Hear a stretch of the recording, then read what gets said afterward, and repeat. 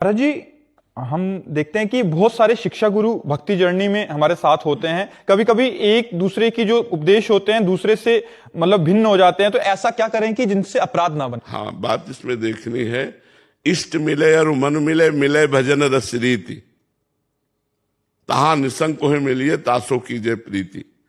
इष्ट मिले और मन मिले और रस रीति मिले, भजन पद्धति मिले, ऐसे संतों से सत्संग करें। और जो स्वयं में साधक नहीं, तो उनसे वो बात ही नहीं निकलेगी जिससे भगवत प्राप्ति होनी।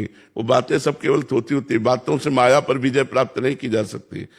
जो भगवान के मार्ग में चल रहे हैं, खूब डट के भजन कर रहे हैं, उनके अनुभव की बातें सुननी चाहिए, ऐसी बातें नहीं सुननी चाहिए। कुछ बातें तो ऐसी होती कि बिना अनुभव वाले जब बोलते हैं तो बिल्कुल थोथी बातें होती हैं, और कुछ बातें जैसे अनुभव वाली बोलते हैं तो अब उनका भाव सखा भाव है, हमारा भाव गोपी भाव है, हमारा भाव सहचरी भाव है, हमारा भाव वात्सल्य भाव, तो अंतर पड़ेगा।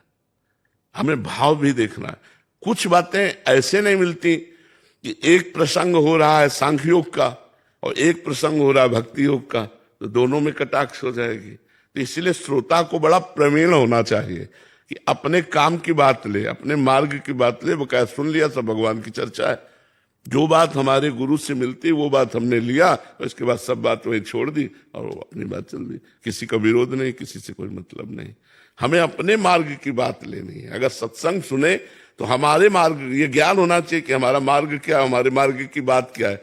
नहीं तो सांख्य योग है, अष्टांग योग है, कर्म योग है, भक्ति योग है, चारों का मार्ग अलग अलग है, लक्ष्य एक है, परिणाम सबका एक है, मार्ग अलग अलग है। तो जब मार्ग की बातें होंगी चारों दिशाओं की, तो एक पूरब, एक पश्चिम, एक उत्तर, एक दक्षिण, तो कैसे मिलान होगा? मार्ग की बात तो मिलान नहीं होगी। लेकिन चाहे जिस मार्ग से जाए वो उसी भगवान को प्राप्त करता है, उसी परमात्मा को प्राप्त करता है, उसी ब्रह्म को प्राप्त करता है। तुम्हारी बात समझ में आई जी?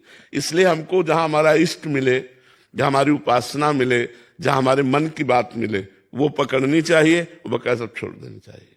सत्संग हो रहा है, सबके लिए हो रहा है, हमारे लिए अकेले थोड़ी हो रहा है, तो हमको अपने मतलब की बात पकड़नी, बकाया छोड़ देनी। और विरोधाभास में देखना कि किस योग की चर्चा हो रही।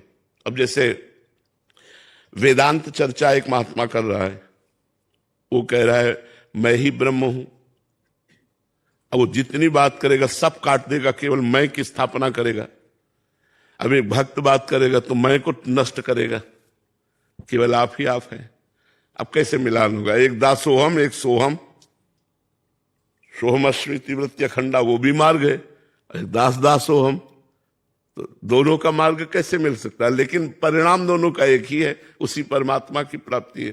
तो विवेकी होना चाहिए श्रोता कि मुझे क्या लेना है। ऐसा नहीं कि सब लेना है सब छोड़ देना है, नहीं, कुछ लेना है कुछ छोड़ देना है। बहुत विवेक से हमें सुनना चाहिए।